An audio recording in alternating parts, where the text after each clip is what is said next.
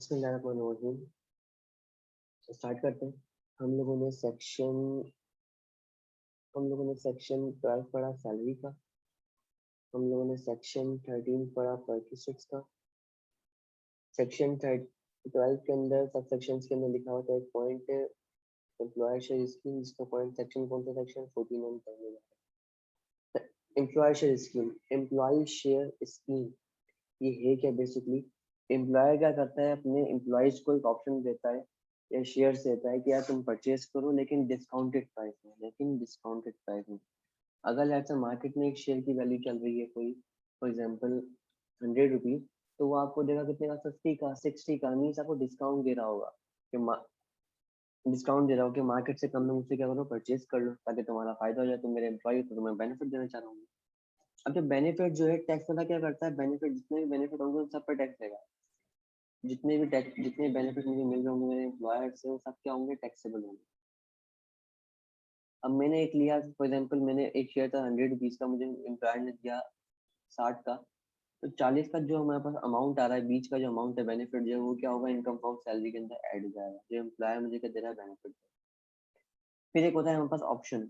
Option क्या होता है मेरे पास? फॉर एग्जाम्पल कि यार आपके पास एक ऑप्शन है, 50 शेयर ले लो आप इतने में, आप चाहो तो ऑप्शन डिस्पोज ऑफ कर सकते हो। मतलब एक ऑप्शन है आपके पास कि शेयर परचेज करो नहीं करो, लेकिन ऑप्शन आपको मिल रहा है। जैसे कि फॉर एग्जांपल हमारे बचपन के अंदर एक कार्ड वाला चलता था सिस्टम, पता नहीं नहीं है, जिसमें एक कार्ड होता था, लेट से कोई 300 रुपए का, और उसमें पिज्जा वगैरह के बने होते थे ना, कि लेट से एक पिज्जा का लेट से मार्केट में 100 रुपीज का मिल रहा है, तो यहाँ पे आपको कितने का देंगे? वो 70 का देंगे, 70 का। लेकिन जिसके पास एक कार्ड होगा उसी को मिलेगा, तो उसी को जब मिल रहा है ये कार्ड, तो 300 रुपये जो है, 300 को लेना पड़ेगा। तो ये ऑप्शन है आपके पास कि आप परचेज कर रहे हो या 300 का ऑप्शन नहीं परचेज कर रहे हो। मैंने लेट से 300 का ऑप्शन परचेज किया, एक ऑप्शन लिया, मैंने कार्ड ले लिया अपना। अब मैं तो यूज करता नहीं हूँ, तो मैंने दोस्त को मैंने बोला कि यार जानी तू तो जाता रहता है, तू कितने का परचेज करता है? बोला मैं 100 का परचेज करता हूँ। मैंने कहा मुझसे कार्ड ले ले 400 रुपये का, 400 का मुझसे कार्ड ले, तो आराम से अवेल कर। 100 का 100 मुझे मिल जाएंगे। मैं 100 बताऊंगा भी नहीं कि मुझे मिलेंगे नहीं मिलेंगे। तो बोलूंगा यार 400 को मुझे मिला, तू 400 का ले ले, या 300 को बता भी दूंगा, दोस्त अच्छा हो तो, क्या 300 को मैंने लिया है, तू यूज करता है, 400 का तू मुझसे ले ले। अब जो बीच का जो अमाउंट होगा 100 रुपीज का, तो वो क्या होगा? टैक्सेबल होगा। तो इस तरीके से पहला पॉइंट पढ़ते हैं हम लोग, वैल्यू सेक्शन 14 सब सेक्शन 1 के अंदर, कि the value of right or option to the acquired under the employer share scheme belong to the employee shall not be chargeable to tax। जिस टाइम ऑप्शन दिया जा रहा है उस टाइम कोई भी टैक्सेबिलिटी नहीं होगी। जिस टाइम दिया जा रहा होगा उस टाइम कोई भी टैक्सेबिलिटी नहीं होगी। तो इसको हम अपने तरीके से समझते हैं इसको। लेट से मुझे ऑप्शन मिल रहा है, ऑप्शन है मेरे पास at the time of issue. अगर लेट से at the time of issue है, मैंने मुझे दुकानदार ने मुझे एक ऑप्शन दिया, मुझे मेरे एम्प्लॉयर ने ऑप्शन दिया मुझसे परचेज करो। जैसे मैंने परचेज किया तो मुझ पे तो कोई टैक्सेबिलिटी नहीं होगी, तो मींस नो ट्रीटमेंट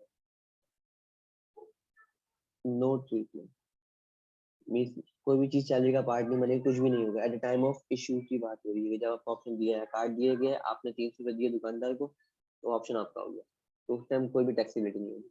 लेकिन अगर लेट से आप वो ऑप्शन सेल करते हो अपने दोस्त को, तो उस टाइम क्या होगा? उस टाइम हम देंगे सेलिंग प्राइस या सेल्स प्राइस बोलो उसको, sales price minus exercise price,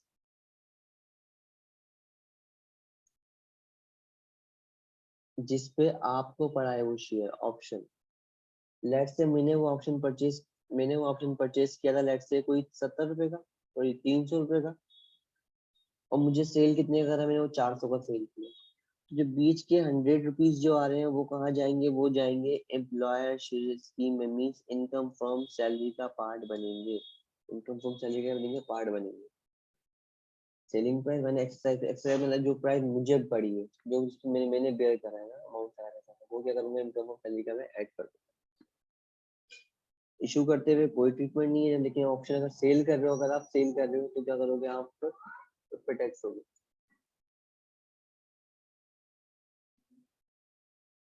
hopefully यहाँ तक ऑप्शन वाली बात क्लियर होगी। अब बात करते हैं, मेन बात जो है भाई वो है शेयर्स टू एम्प्लॉय। अगर शेयर्स दिए जा रहे हैं एम्प्लॉय को, अब एम्प्लॉय को शेयर्स दिए गए, बेनिफिट दिया गया, तो मे बी एम्प्लॉयर बोले कि यार जानी तो इसको 2 साल तक तो नहीं बेच सकता, कम से कम 2 साल तक तो तू ही रखेगा, या बोल देगा भाई तेरी मर्जी, मैंने तेरे को दिया, अब तेरी मर्जी, तो आगे बेचे नहीं बेचे। अब मर्जी वाली बात और बिना मर्जी वाली बात। अब अगर लेट से लिखा विदाउट रिस्ट्रिक्शन दिए हैं, अगर एम्प्लॉयर ने क्या दिए, विदाउट रिस्ट्रिक्शन दिए, तो इसमें दो केस हो सकते हैं, या तो फ्री ऑफ कॉस्ट दिया हो, या तो अगेंस्ट द प्राइस हो। फ्री ऑफ कॉस्ट मतलब कि लेट से 100 का एक शेयर चल रहा है मार्केट में, एम्प्लॉयर ने मुझे पूरा पूरा ऐसे का ऐसे दे दिया, मुझसे कोई भी पैसा चार्ज नहीं किया, तो फ्री ऑफ कॉस्ट हो गया। तो क्या होगा, taxable at the fair market value,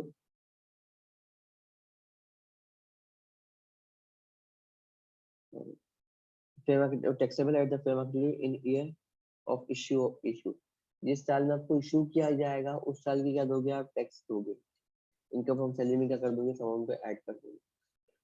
अब मीन से 100 रुपए का बेनिफिट जैसे मुझे मिला, जैसे यहाँ पे ऑप्शन मिल रहा था तो कोई ट्रीटमेंट नहीं था इश्यू के टाइम पे, लेकिन जहाँ जैसे ही इश्यू हुआ, मैं क्या दूंगा, फॉरेन टैक्स दूंगा। मीन 100 क्या कर दूंगा, ऑप्शन इनकम फ्रॉम सैलरी के अंदर क्या कर दूंगा, मैं ऐड कर। ठीक है, let's say against the price हो रहा है, अगेंस्ट द प्राइस है अगर, तो अगेंस्ट लेट्स से मैंने कोई ऑप्शन ले लिया, 70 रुपए का था, शेयर्स वगैरह, एक 70 रुपए का पिज्जा था, वो मैंने 100 रुपए का बेचना, तो मैंने फेयर, एक कितने का पड़ा मुझे, 70 का पड़ा एक शेयर। उस टाइम फेयर मार्केट मैंने बेचा नहीं, अभी भी कहीं भी बात बेचने की नहीं चल रही है, अभी कहीं भी बात बेचने की नहीं चल रही है, यहाँ पे बात याद रखनी है। बेचने की बात होगी कैपिटल गेन्स के अंदर। अभी सिर्फ ऑप्शन मिल रहा है आपके पास, बेचने का राइट आ जाए, राइट आ जाए, खाली राइट की बात कर रहा हूँ मैं भी। बेचेंगे हम अभी इस केस में किसी को भी नहीं, एम्प्लॉयशिप स्कीम में हम किसी को नहीं बेच रहे। इसके अंदर देंगे राइट आ रहा है, ऑप्शन आ रहा है, आप किसी को लेट से किसी को ट्रांसफर कर रहे हो, तो क्या सीन चल रहा है। अगर लेट से अगेंस्ट द प्राइस है, तो आप ये देखो कि एम्प्लॉय अपने एक्सरसाइज प्राइस कितनी है, आपने 70 की एक्सरसाइज किया, आपने उसको एम्प्लॉय को 70 रुपए दिए, 100 का शेयर था। इस टाइम आप अपना शेयर खरीद रहे हो, मतलब जिस टाइम इशू हो रहा है आपको, उस टाइम फेयर मार्केट वैल्यू चल रही है लेट से कोई 100 रुपीज की, तो आपको फायदा कितने का हुआ, आपको 30 का फायदा हुआ, तो इसका 30 का फायदा कहाँ दे दो आप, इनकम फ्रॉम सैलरी के अंदर क्या कर दो, ऐड कर दो, एम्प्लॉय। अब टैक्सेबल यहाँ पे, यहाँ कितना होगा, 100 भी तो होगा, यहाँ पे कितना होगा, 30 टैक्सेबल रहेगा, लेकिन विदाउट रिस्ट्रिक्शन, कोई रिस्ट्रिक्शन नहीं है, जब चाहे बेचो, जब चाहे मर्जी आपकी, आपको दे दिया ऑप्शन, आपको दे दिया शेयर दिया, आपने एक्सरसाइज किया, अब फेयर मार्केट चेक करो उस टाइम फेयर मार्केट कितनी चल रही है, उस हिसाब से जितना जितना आपने बेनिफिट लिया उसके ऊपर क्या टैक्स दे दो। अब फेयर मार्केट वैल्यू जो आ रही है, ये वाली फेयर मार्केट वैल्यू आ रही है, ये किस तरीके से डिफाइन होगी, तो फेयर मार्केट वैल्यू क्या होगी, अगर लेट से कोई लिस्टेड कंपनी होगी तो आसान है, डायरेक्ट स्टॉक एक्सचेंज कंपनी जाओ,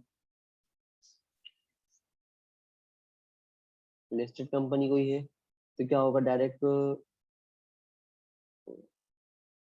फेयर मार्केट वैल्यू, या तो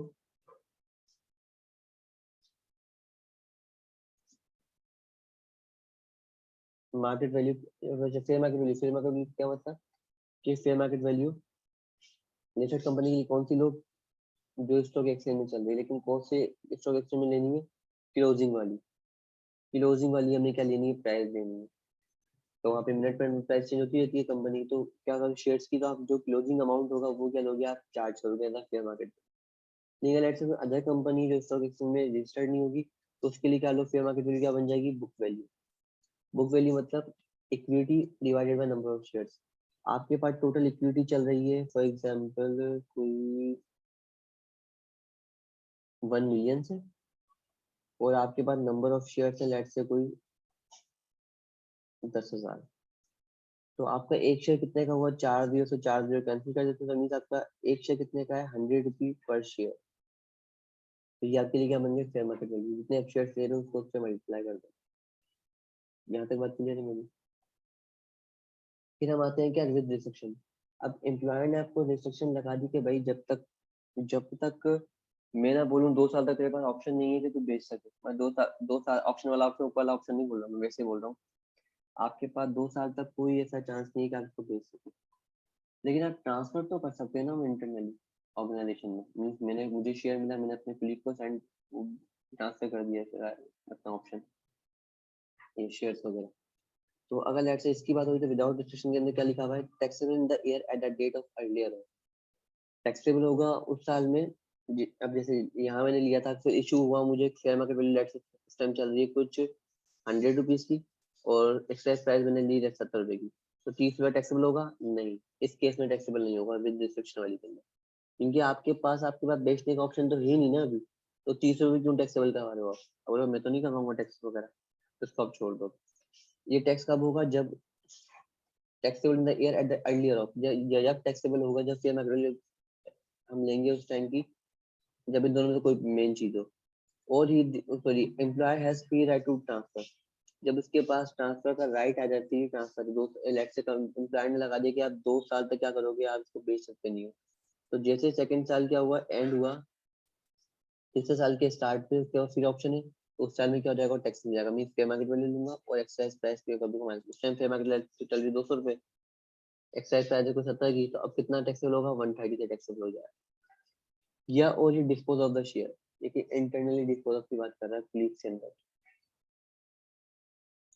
तो अब क्लिक के अंदर बात हो रही है, फॉर एग्जाम्पल उस टाइम मार्केट वैल्यू चल रही है कोई 200 रुपए, तो आपको क्लिक तो बोला गया है मैं 200 को ही दूंगा तुझे, मैं तो अभी भी नहीं बेच सकता, मैं तो उसको लेट से 2 साल के बीच में बेचा, 1 साल के बाद अपनी प्राइस चल रही है को 150 रुपये मार्केट वैल्यू, अब कुलीग बोल रहा है कि मैं 150 लूंगा तुझसे, मतलब मैं बोल रहा हूँ 150 लूंगा, चल मैं ले लूँ 150 चल रही, बोला मैं 150 क्यों टैक्स दूं बिना वजह के लिए, मैं तो उसको बेच भी सकता नहीं हूँ, खामा खाई क्यों इतना अमाउंट अपने को ले, बोलेगा मैं दूंगा इसके तुझे सिर्फ और सिर्फ 120 रुपये, तुझे देना तो दे वरना निकल।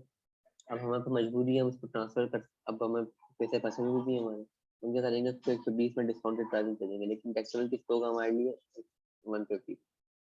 इसको हम एग्जाम्पल से समझते हैं, लिखा हुआ ABC provided it's employ mister A 5,000 shares in the tax year 2019 as a discount 25% on the market price.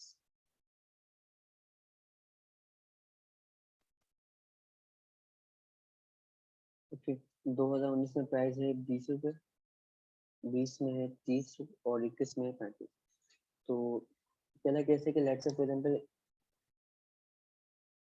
कोई रिस्ट्रिक्शन लगी हुई नहीं है, कोई रिस्ट्रिक्शन नहीं है, जब चाहे आपकी मर्जी आप बेचो नहीं बेचो, तो आप क्या करोगे, तो पहले तो आपने देखा कि लेट्स से कोई रिस्ट्रिक्शन नहीं है, तो फेयर मार्केट डायरेक्ट लो, फेयर मार्केट वैल्यू लिया आपने ऑफ शेयर्स, कितनी चल रही है, share market value of share चल रही है आज 20 रुपए, तो आपने लिया डायरेक्ट 20 मल्टीप्लाई कर दिया कितने 5,000 शेयर से, 5,000 शेयर आप क्या कर रहे हो, आपके पास राइट है बेचने का, तो आप कभी बेच सकते हो, तो आपने लिया 20 × 5 करा, तो कितना आ गया आपके पास 1,00,000 रुपए, और आपके लिए जो एक्सरसाइज प्राइस है कॉस्ट ऑफ शेयर पर हो रही है वो कितनी हो रही है, कॉस्ट ऑफ शेयर कितनी पड़ रही है आपको, तो आपने उसी दिन खरीदा है तो 20 रुपए का, लेकिन 20 रुपए का नहीं मिला आपको, आपको 25% डिस्काउंट मिला, आपने कितने पैसे पे किए होंगे, 75% पैसे पे किए होंगे, 20 अपने 20 का शेयर है और 75% क्या आपको टैक्सेबल है, 25% अगर एग्जाम के तो 75% टैक्सेबल होगा, तो और शेयर्स कितने परचेज किए आपने, 5,000 शेयर्स परचेज किए, तो आप इसको मल्टीप्लाई करो कितना आया, ये कोई आया 75,000 रुपीज, 75,000 क्या पड़ी आपको कॉस्ट पड़ी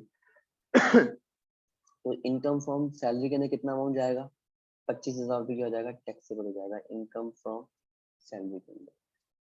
फिर second point, mister A can not sell shares to anyone till 2021 से पहले वो किसी को भी शेयर सेल नहीं कर सकता, तो 2000 अगर मैं 19 में देखूं तो nothing is taxable, nothing is taxable, कोई टैक्सेबिलिटी नहीं है यहाँ पे, 20 में देखूं तो सेम चीज, नथिंग इज टैक्सेबल, 2021 में मैं आया अगर जैसे ही, तो मैंने देखा कि मेरी फेयर मार्केट वैल्यू जो है, fair market value of shares कितनी चल रही है, वो है कोई 35 रुपए, 35 ये वाली लेंगे, 35 मल्टीप्लाई कितना करा मैंने 5,000 शेयर्स किया, तो 35 × 5,00,000 शेयर्स कितना आ गया मेरे पास, आ गया ये 1,75,000 रुपये, और मैंने जिस टाइम एक्सरसाइज किया था मैंने, कॉस्ट ऑफ शेयर्स मेरे लिए कितनी बन रही है, तो वही 20 रुपये होगी, जैसे मैंने परचेज कर रहा हूँ शेयर, तो कितनी ली मैंने 20, 25% एग्जाम हुआ, 75% टैक्सेबल हुआ, और कितने शेयर से 5,000 शेयर से, तो कितना हो गया मेरे पास, ये 1,00,000 का अमाउंट आ गया,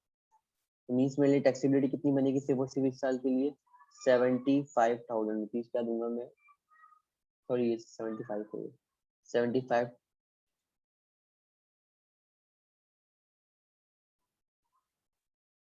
ये बना मेरे लिए कितना 75,000 रुपीज।